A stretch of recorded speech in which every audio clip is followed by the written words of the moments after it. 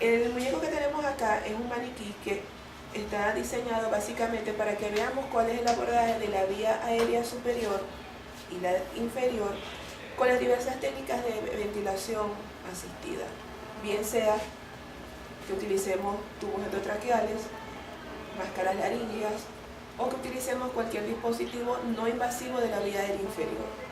Se los puedo clasificar, fíjense. Cuando nosotros tenemos un paciente despierto, consciente, lo cual no significa que no tenga una situación de emergencia. Un shock anafiláctico leve es una situación de emergencia, ¿ok? La presencia de un cuerpo extraño en la vía aérea es una situación de emergencia. Pero mientras el paciente no pierda el sensorio, mientras el paciente se mantenga consciente y en capacidad de ventilarse, ¿verdad? Nosotros tenemos que darle la oportunidad a ese paciente de que nos demuestre que está en capacidad de seguir respirando por sí mismo. Entonces, nosotros podemos comenzar con un simple catéter nasal, lo voy a traer para la próxima semana, que simplemente vamos a oxigenar al paciente y la ventilación de él sigue conservándose, ¿verdad? Si el paciente fleja en sus movimientos ventilatorios, ya nosotros tenemos que ayudarlo. Y lo vamos a hacer que podemos utilizar una cánula de mayo, una cánula facial, que va a ayudarnos, no tenemos acá, pero vi una nasal, que va a ayudarnos a que ese paciente pueda recibir aire desde el mecanismo que nosotros tengamos, bien sea oxígeno de pared, bien sea una bombona de oxígeno, o sea un ventilador mecánico, ¿verdad? O una máquina de anestesia. Se introduce en el interior de la boca del paciente sin necesidad de rebasar las cuerdas vocales. Se supone que él está en capacidad de ventilarse. Nosotros simplemente estamos evitando que la lengua se comporte como una obstrucción mecánica, porque esta cánula hace que la parte posterior de la lengua se proyecte hacia adelante y permite que él pueda seguirse ventilando. ¿Sí? ¿Puede estar consciente o inconsciente? Puede estar consciente o inconsciente. Puede ser un paciente que esté sedado, y sabemos que bajo condiciones de sedación ciertos reflejos protectores de la vía aérea se van a abolir, ¿verdad? Y entonces simplemente asistimos la vía aérea superior. Esta cánula específicamente es una cánula de oxigenación nasotraqueal. En el maniquí no lo podemos obtener, pero se introduce a través de una fosa nasal. Igualmente ella va a hacer el mismo trayecto que hace el aire. Si este paciente se estuviera ventilando solito, va a pasar por la parte posterior de la boca y le va a permitir que también se oxigene siempre y cuando el paciente se esté ventilando. Ahora bien, el paciente tiene un traumatismo importante de cara o de cuello, o el paciente está inconsciente o está bajo una sedación profunda. Todas estas situaciones son una condición de que el paciente no está en capacidad de ventilarse por su cuenta. Allí nosotros podemos disponer de ciertos accesorios que se llaman dispositivos supraglóticos, en los cuales no invadimos la vía aérea inferior. Esto que está acá es una máscara laríngea, se llama Suprin, porque simplemente la quieren diferenciar de esta máscara laríngea que se llama Prosil y de esta máscara laríngea que se llama Clásica. Todas son máscaras de una misma casa comercial, ¿verdad?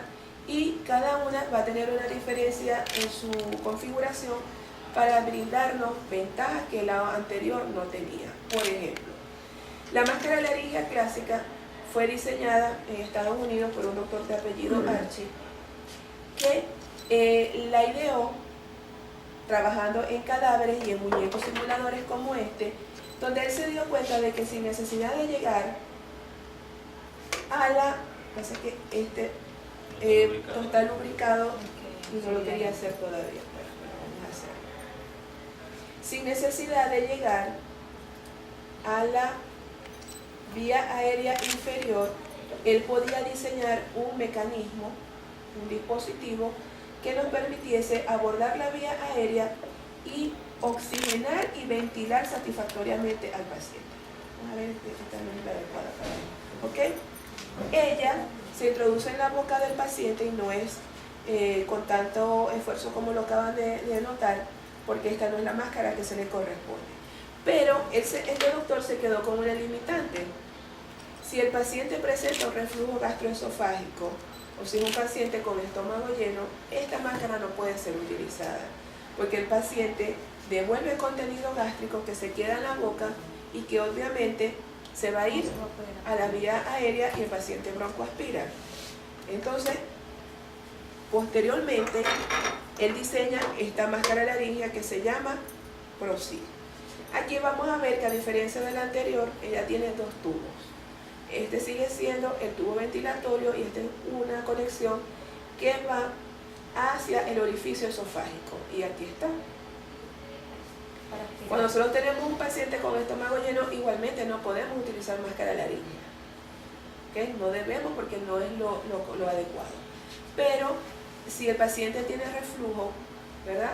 O si es un paciente que en un momento dado quisiéramos aspirar el contenido de su estómago, lo estamos ventilando y por acá introducimos una sonda nasogástrica y podemos hacer la aspiración. Entonces, fíjense. En pacientes normalmente no es necesaria la lubricación porque la misma saliva de la boca nos ayuda a que el dispositivo se introduzca. Pero esto es un maniquí, estamos trabajando con dos cosas que son plásticas y tenemos que hacerlo de esta manera. Si obtenemos algún tipo de resistencia a la introducción de la máscara laríngea, nosotros nos conectamos a este balón y simplemente fíjense cómo ella se está colapsando. ¿Ok? Entonces,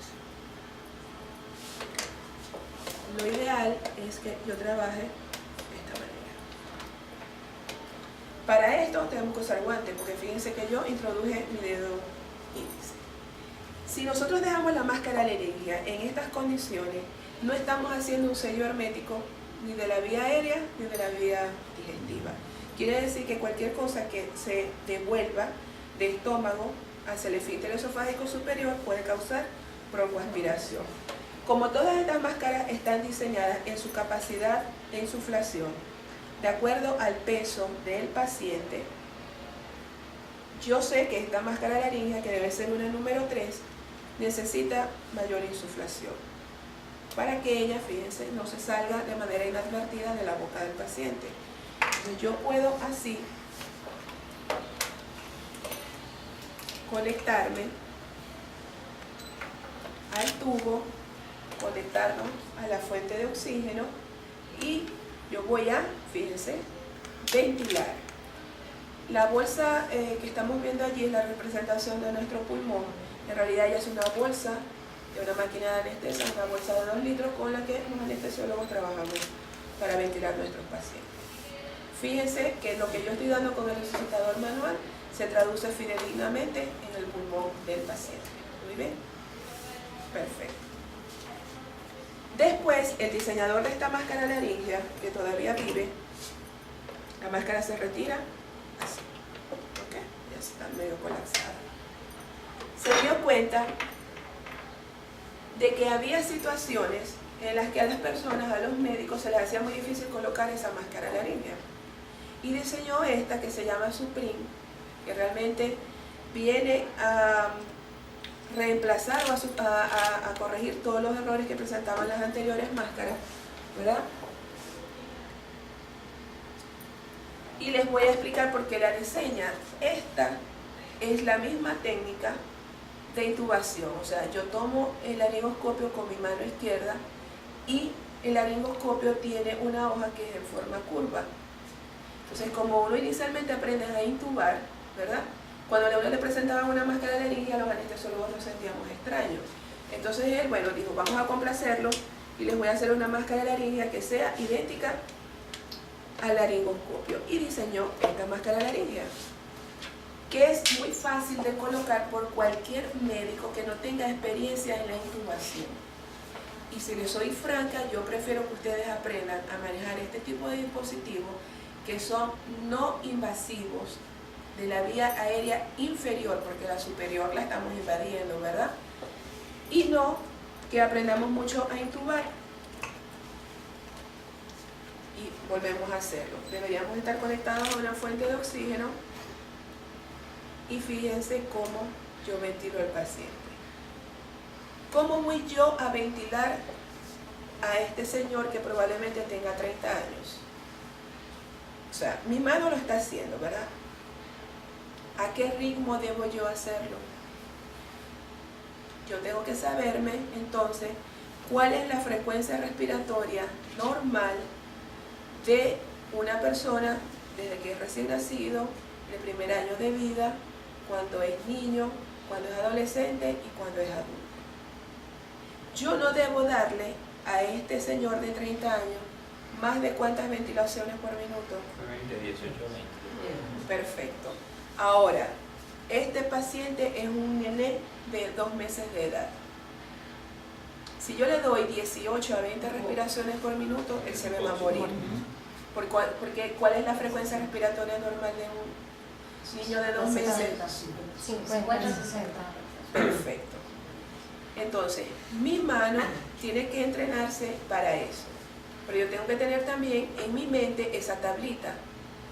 Es masculino, tiene tal edad, pesa tanto. Y eso es lo que yo tengo que sustituir. O sea, en este momento yo soy el centro respiratorio de mi paciente.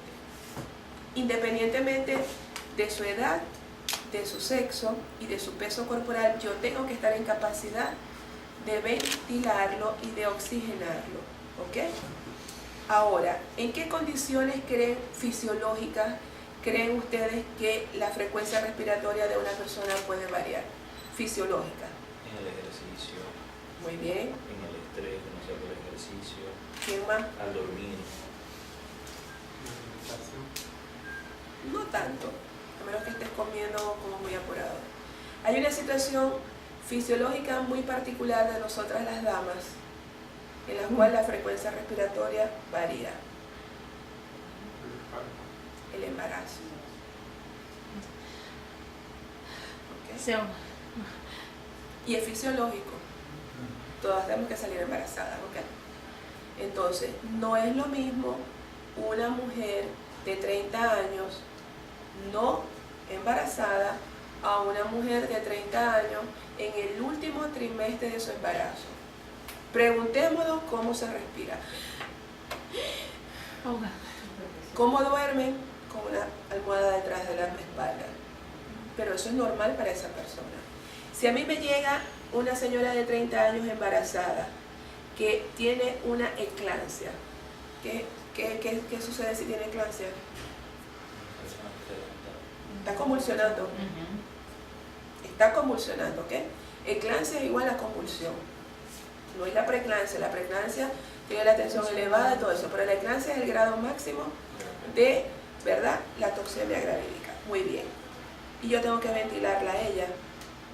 Entonces, yo tengo que darle mayor frecuencia respiratoria de la cual le daría si no estuviese embarazada, porque ese es el patrón respiratorio al cual ella se acostumbró durante 9 meses. ¿Sí? Y eso tenemos que saberlo.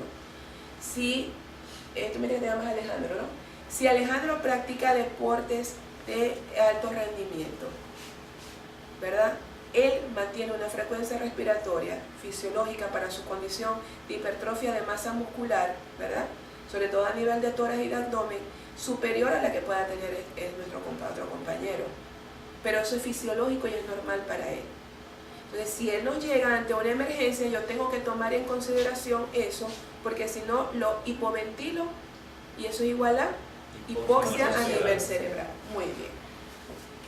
Seguimos con las máscaras laríngeas. El doctor Archie Brain, ahora esto se quedó muy metido acá, después se dio cuenta de que hay situaciones en las cuales yo necesito movilizar la cabeza del paciente. Supongamos,